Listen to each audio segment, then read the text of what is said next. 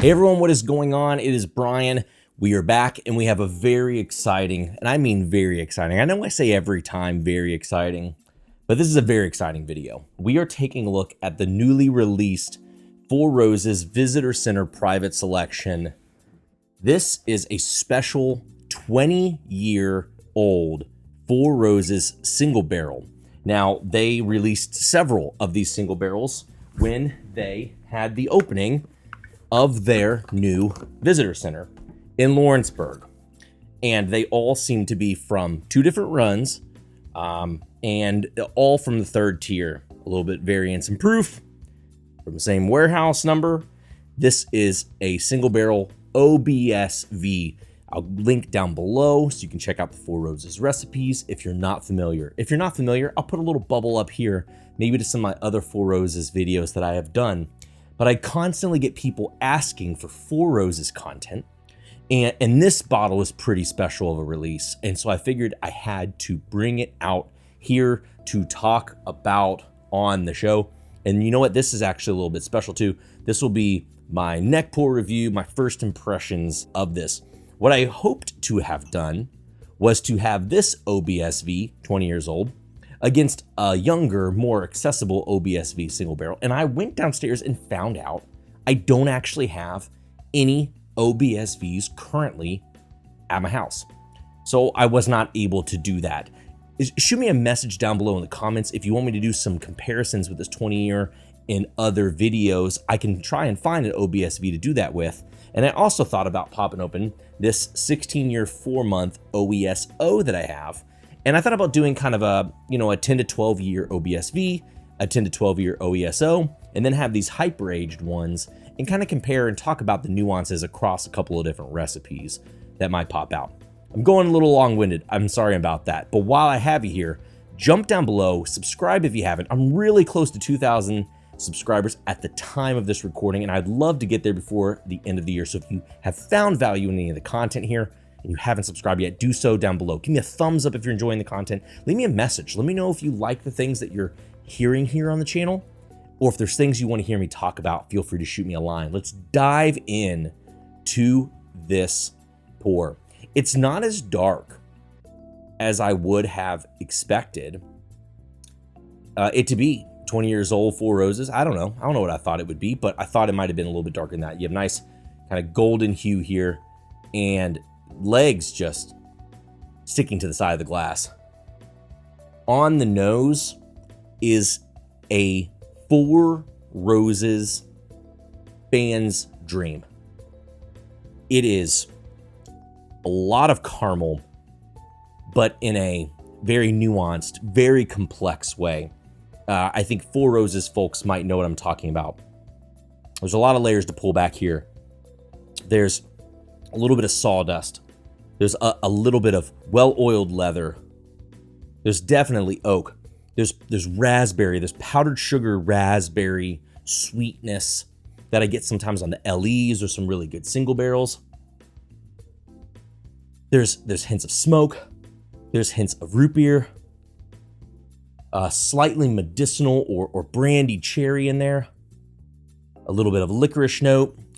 There's silky milk chocolate. It's very, very fine. If anything, it's sort of an over-exaggerated milk chocolate bar, or like a milk chocolate candy, because it's so sweet. There's a tiny bit of freshly baked bread. There's even more in the glass, a little bit of a green characteristic, a little grassy, a little earthy characteristic. There is no burn. I almost actually have to search the nose to kind of find some oomph, find some heft. This is 57.7, I believe, percent alcohol. No burn on the nose. Not the fullest, not the richest nose, which you might find hard to believe with all the notes I've been pulling out. Very complex, very clean nose. Whew. There's honey. Again, some more berries. There's a lot of things in here. Vanilla notes, slight bit of shredded coconut. I feel like anything you would look for in bourbon, I'm able to find in this. It's not as powerful as the King of Kentucky, but it's every bit as good as any Four Roses that I've had so far. Let's go ahead and go into the taste.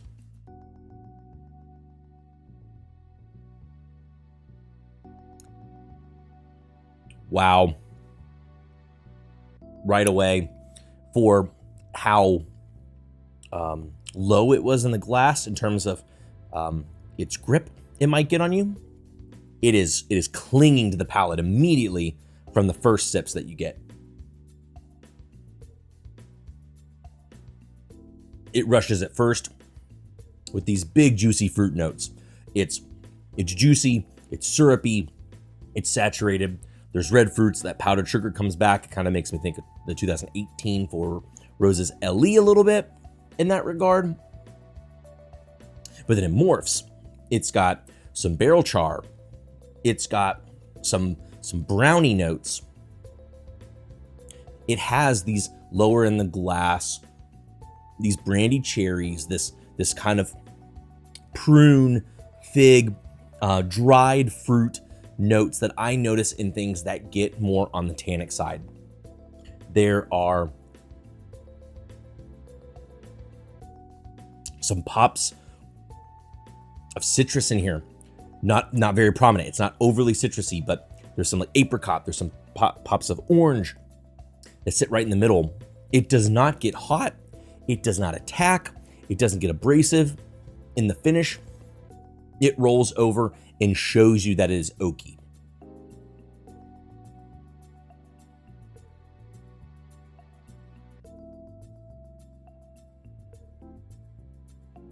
This is, man, that well-oiled leather comes back.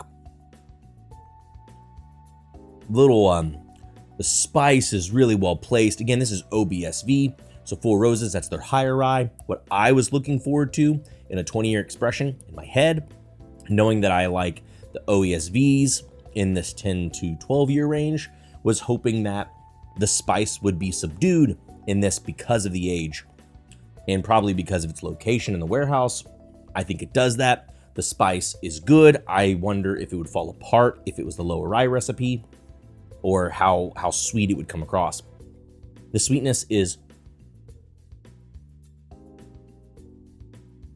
fresh, jammy fruits initially. Slight bit of this tannic dry, not quite bubblegum, because when I say bubblegum, I normally use that in a slightly negative way. But again, Four Roses drinkers may know what I'm talking about. It's there. But man, that oak takes over, and you were left with a lot of barrel char, a lot of leather. Again, with this brownie, a touch floral, and the linger on the palate. I feel like it is slightly less complex than the King of Kentucky gets, but it's not so abrasive. I kind of like the King of Kentucky for its abrasiveness.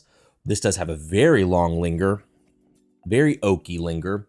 Definitely shows its age. It lingers with a lot of fruit.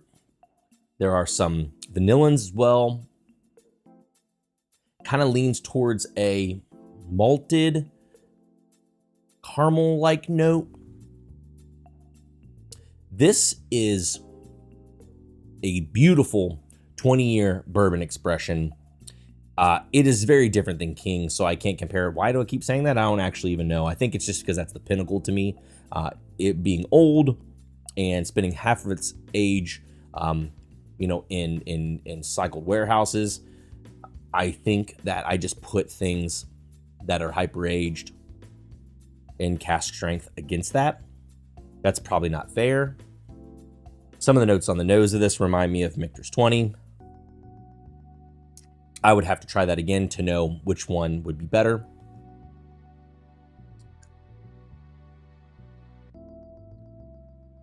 I agree with people who mention that some of the younger whiskeys are the sweet spot.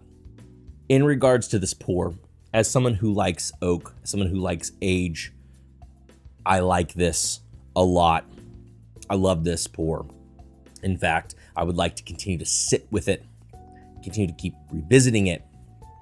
I think there's a little bit more snap, a little bit more pep, a little bit more sugary sweetness that comes out of the younger pours than this. This is a great example of a well-aged whiskey.